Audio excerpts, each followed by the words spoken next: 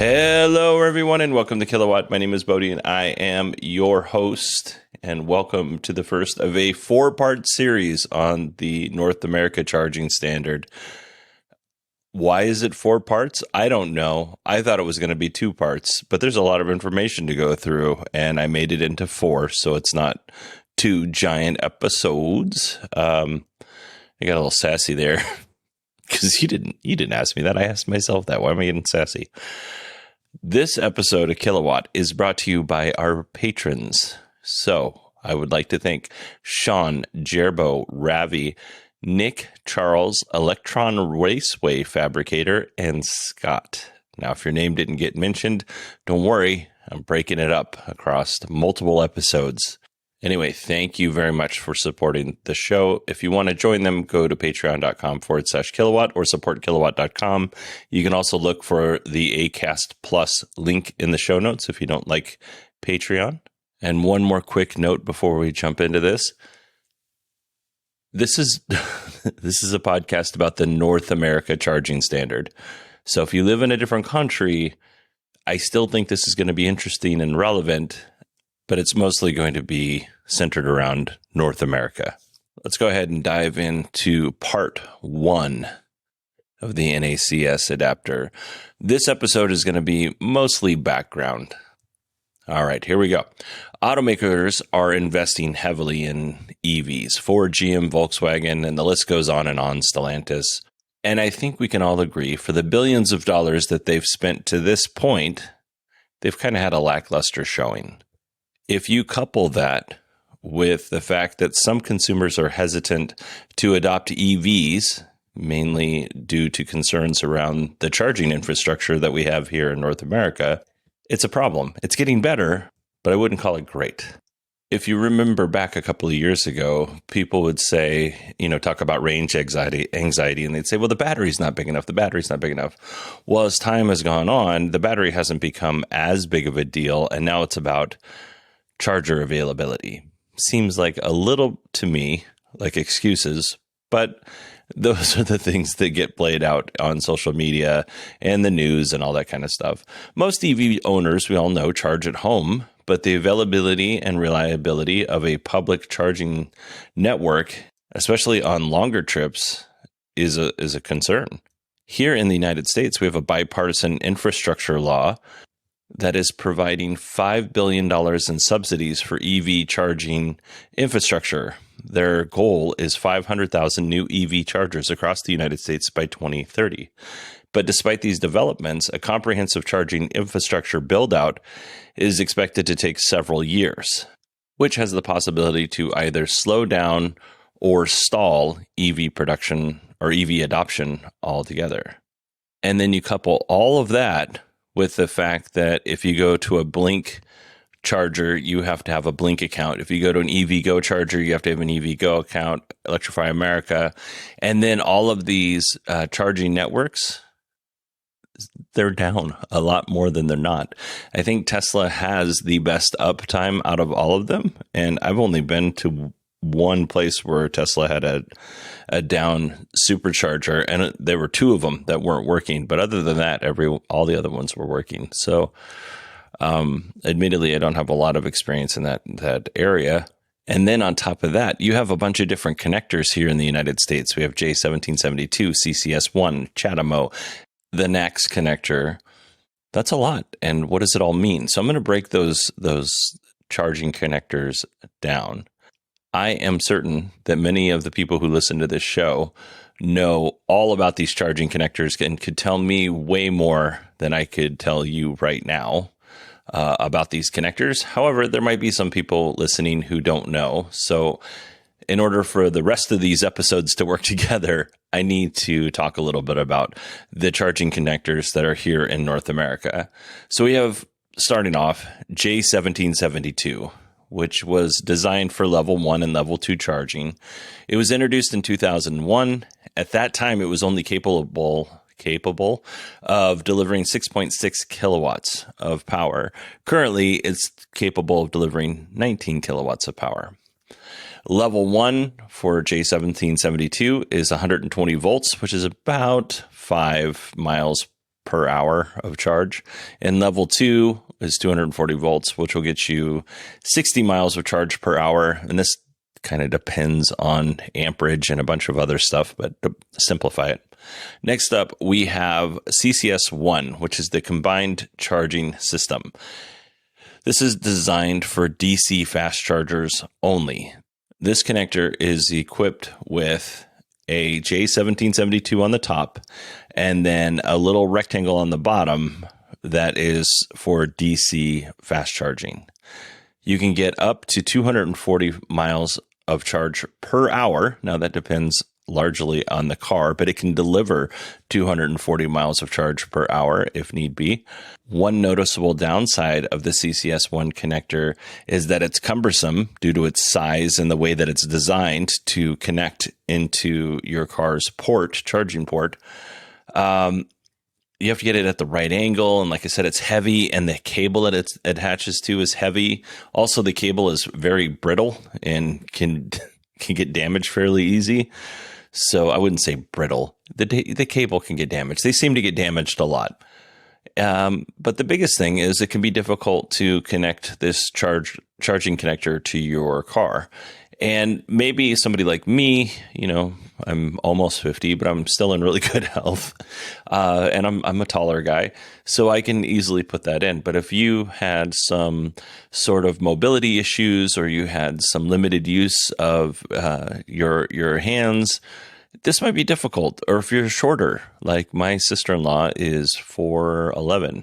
If she ever bought like a big electric vehicle that also happened to be an SUV and the charge port was up real high, she'd literally have to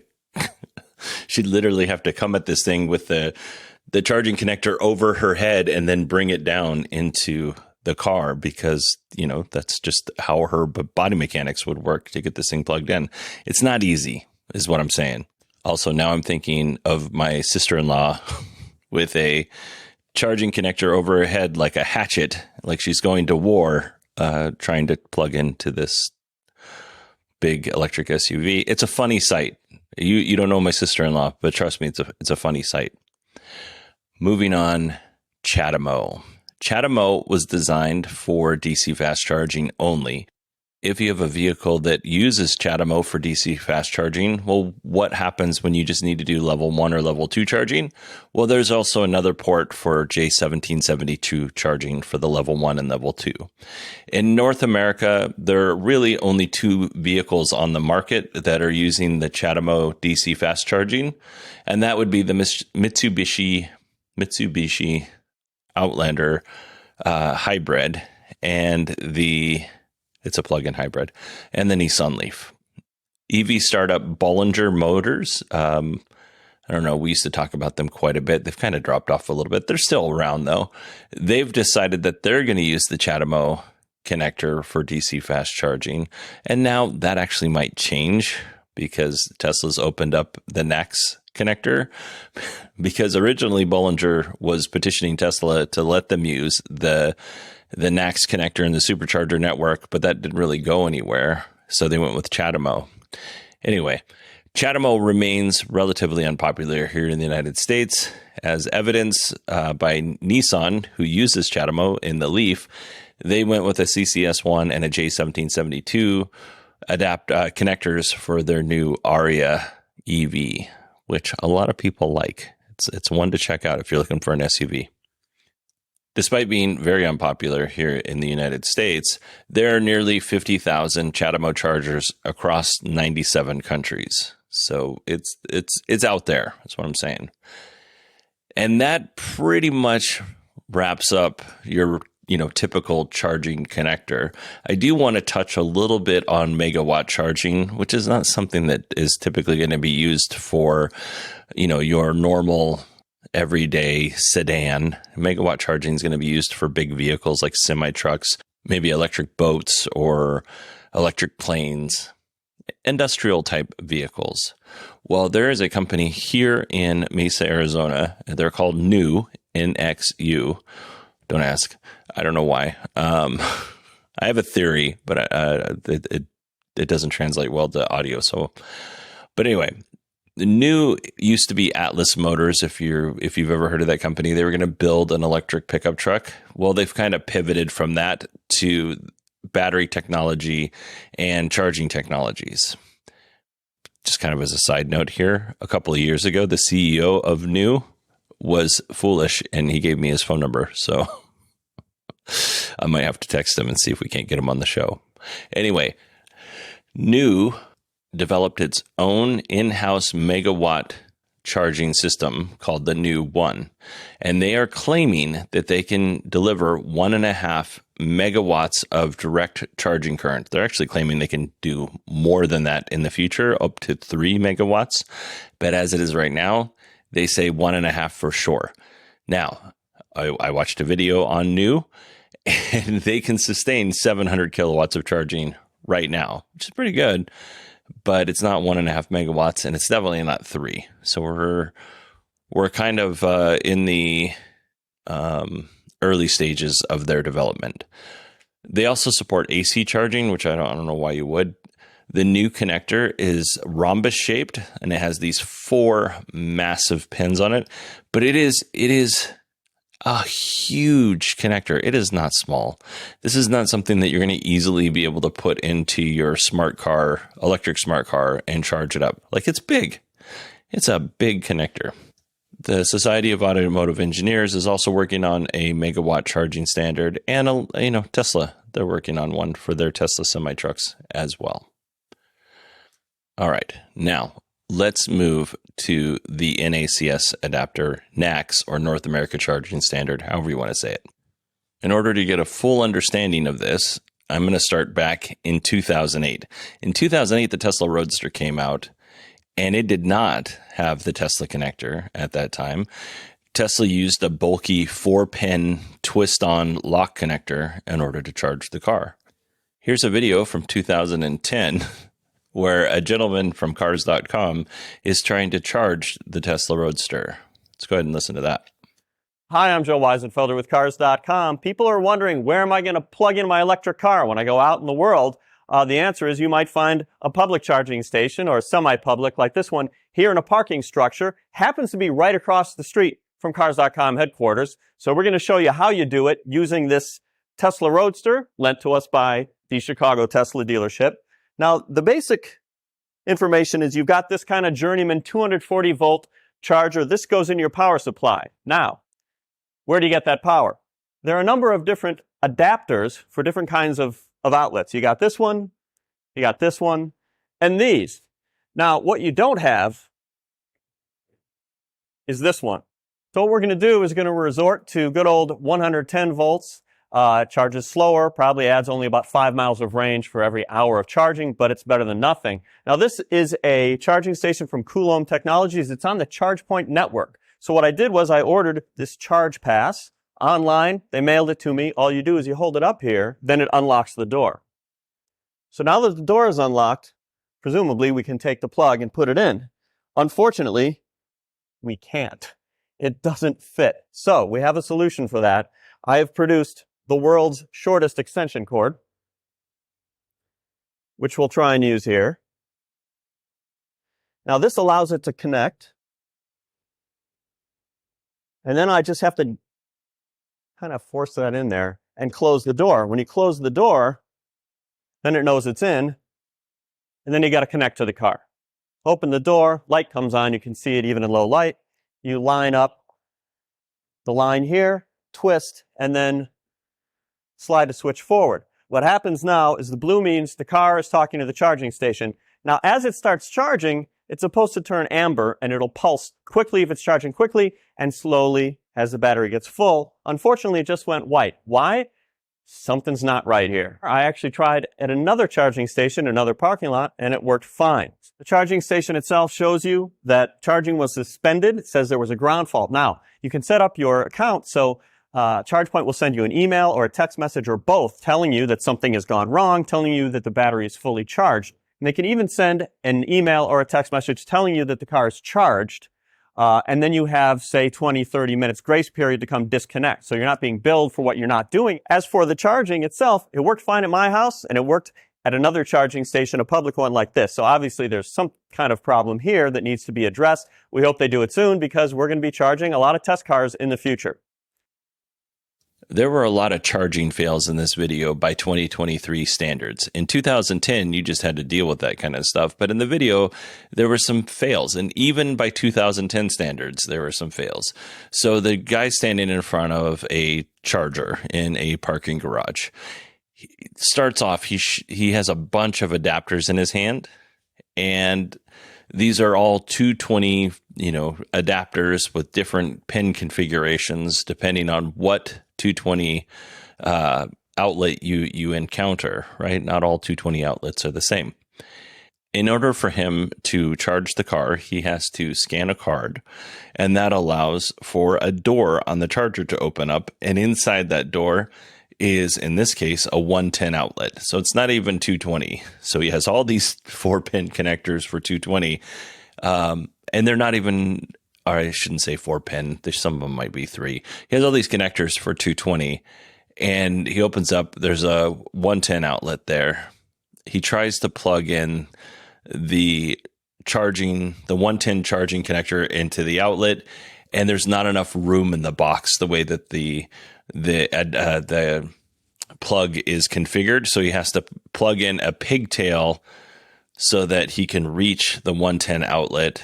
Obviously, there's a lot of fails in this video, but I think it's a good illustration of what you had to deal with back then.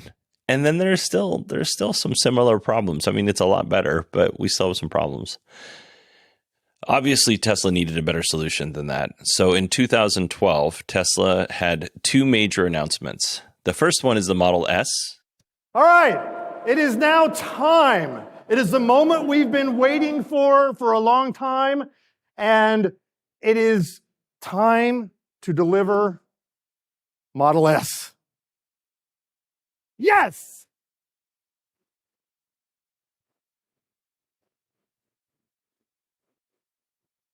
Yes!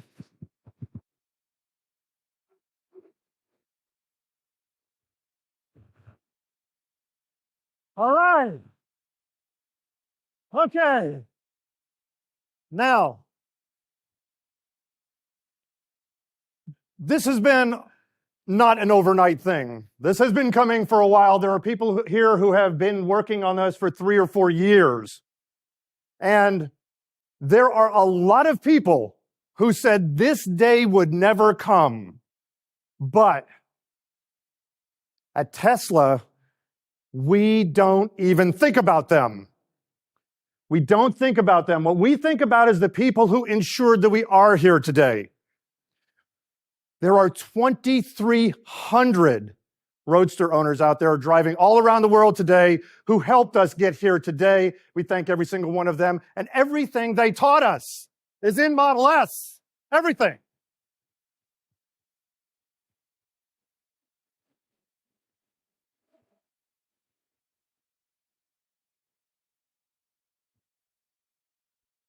And speaking of Model S, there are 10,000 people out there around the world who have had confidence in us and have reservations for a car they've never even driven. Most of them have never even sat in it.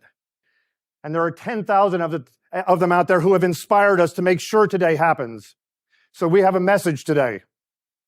On behalf of all Roadster owners, Model S reservation holders, every employee here today, every employee out there on the web visiting us today, I have 3 words. We did it!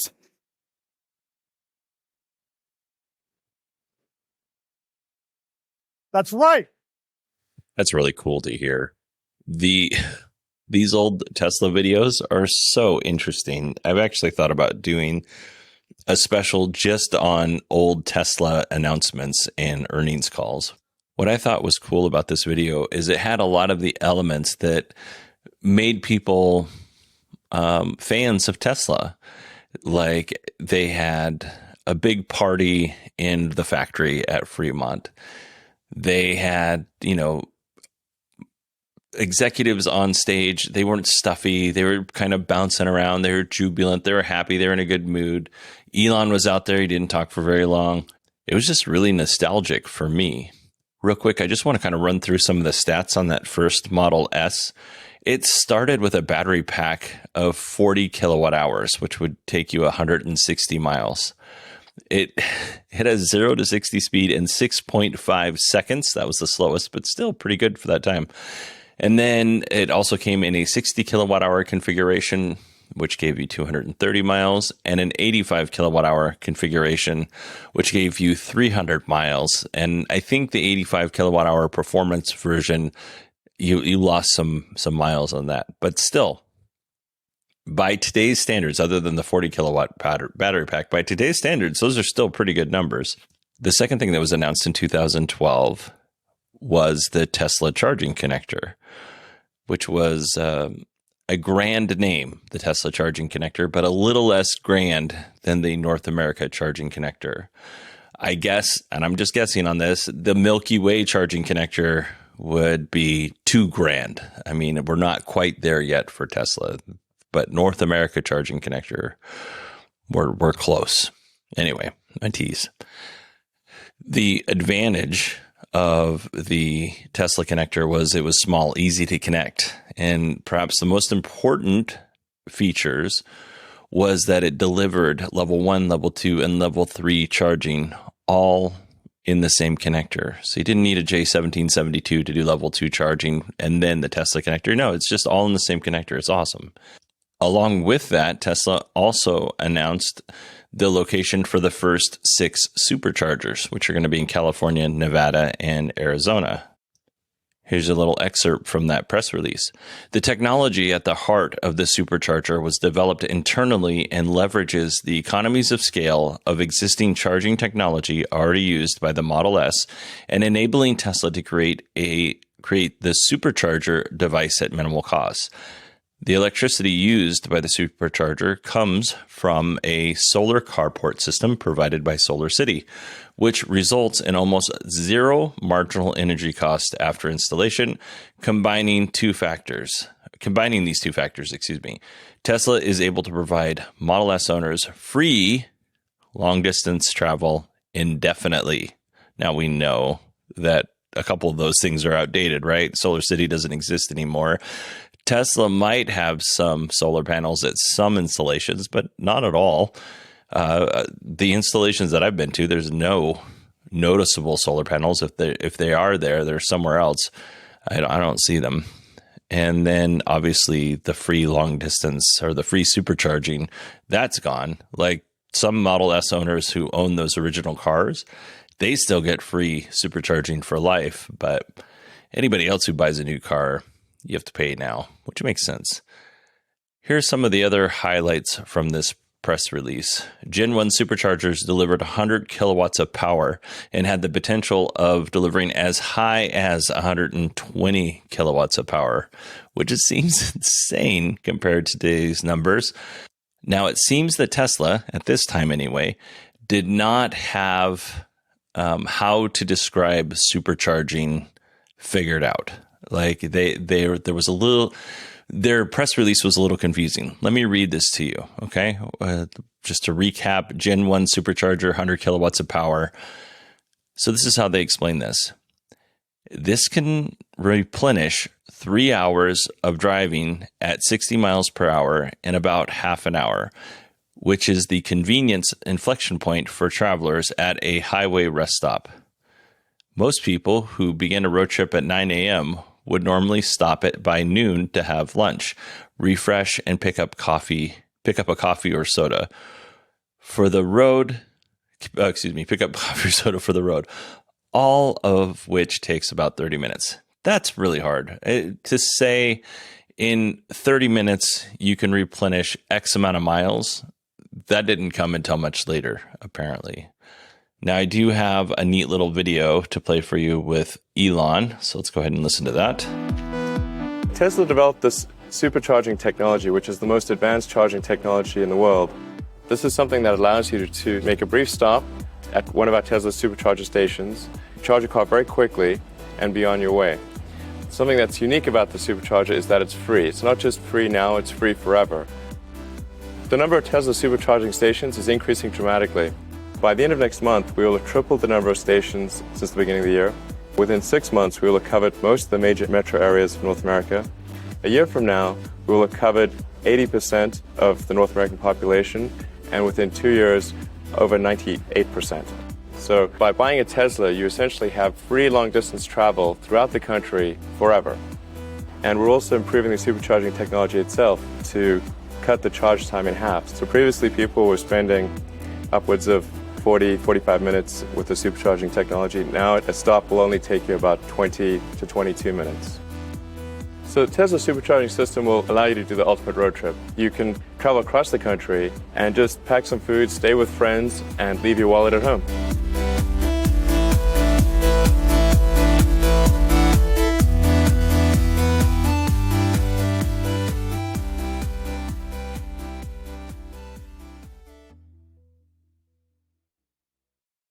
Again, he mentions that Supercharger is going to be free forever, which obviously is not true.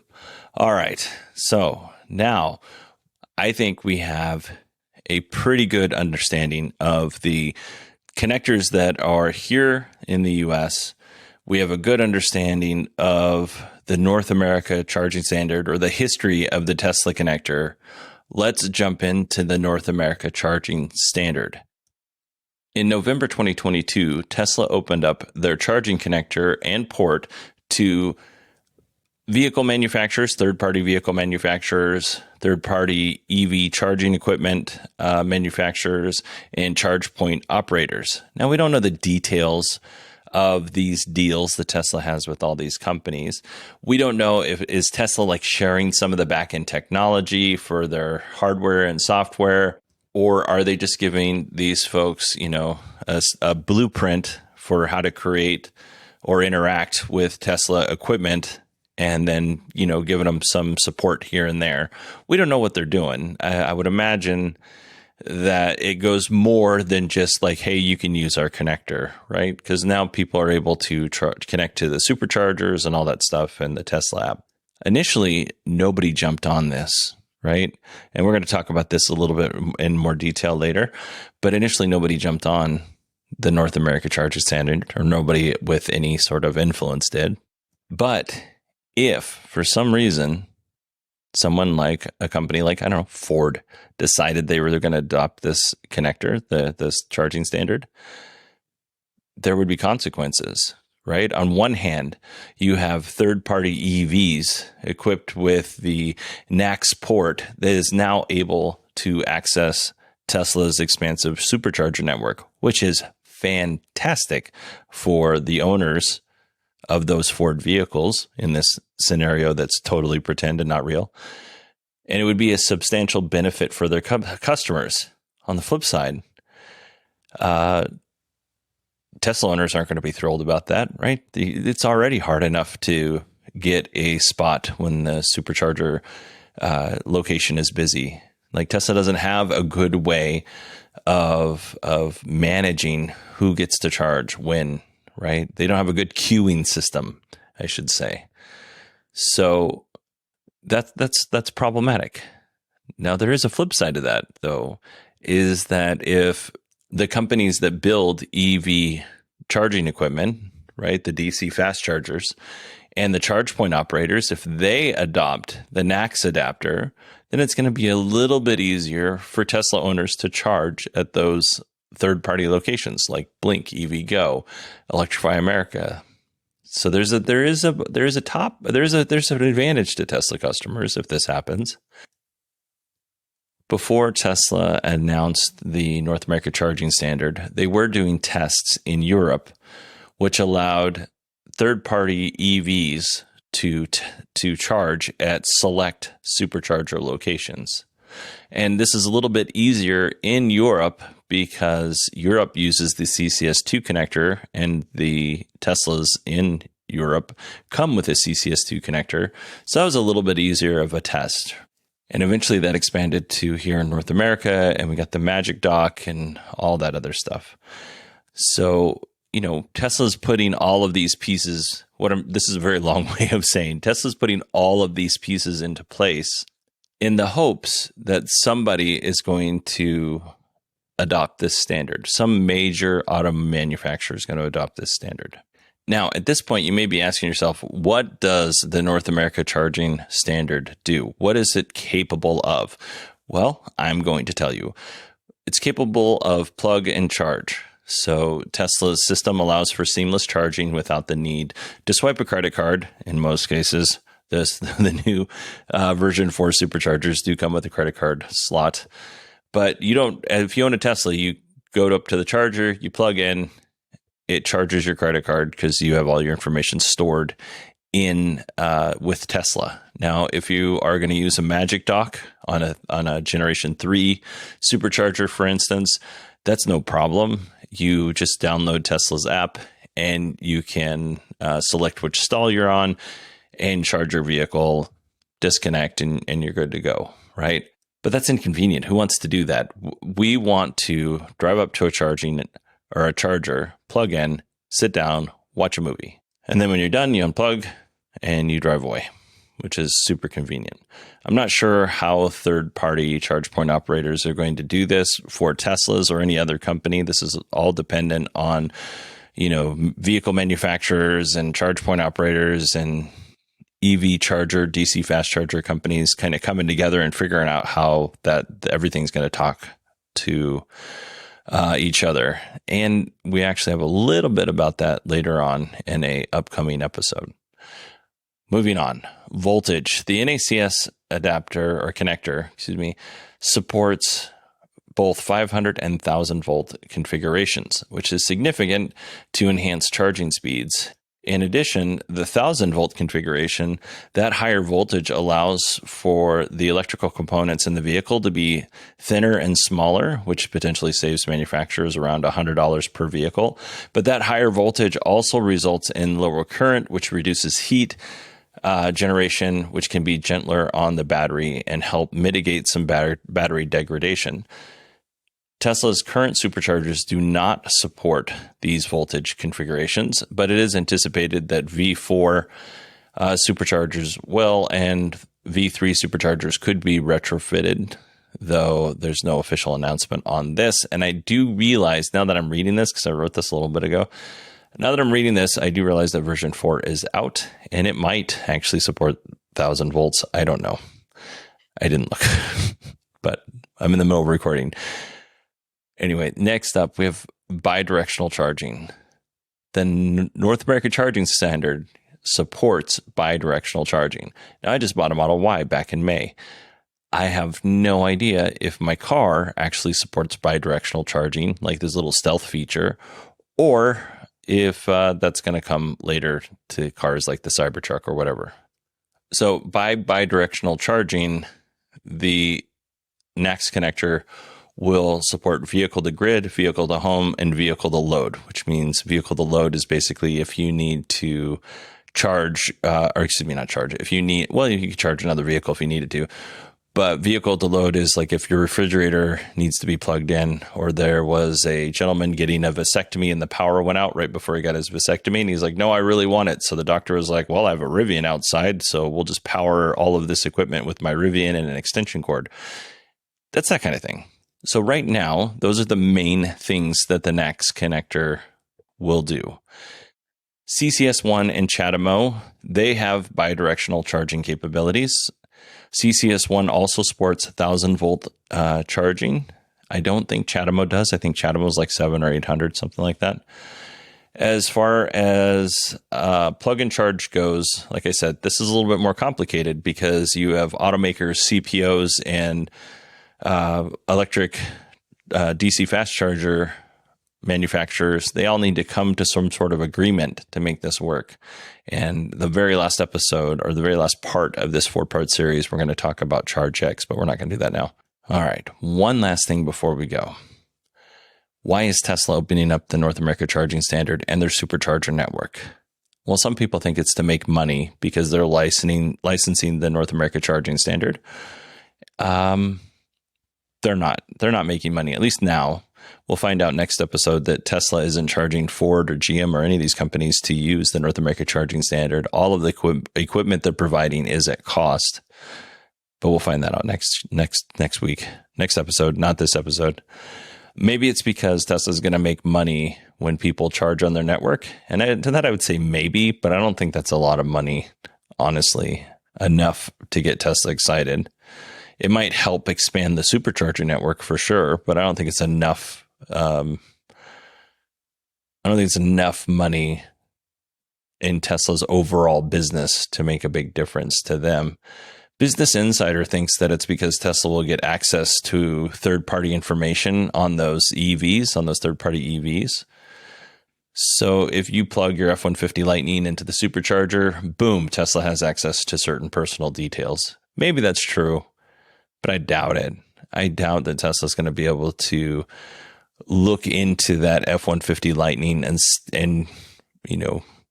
gather a bunch of data that will somehow benefit Tesla and screw over Ford. Like Ford's got really smart attorneys. GM's got really smart attorneys. They're not going to just give over a bunch of data to Tesla. That doesn't make sense to me. So why are they doing it? I'm not sure. I'd like to think it's an altruistic, let's move EV adoption forward. And this is the only way to do it. I'd like to think that. I don't 100% agree with my own thought, but I think that is one option of why they're doing this. If you have thoughts on why they're doing this, email me. It's Bodie, Bodie, at 918digital.com. You can find me on X, unless they start charging money to use X, and then I won't be on there anymore. But you can find me on X at 918digital. All right, everybody. I hope you enjoyed this episode. I'm going to take a quick break, record the next one, and I will talk to you. Well, literally for me, it'll be minutes, but for you, it'll be a couple days. I'll talk to you on Friday.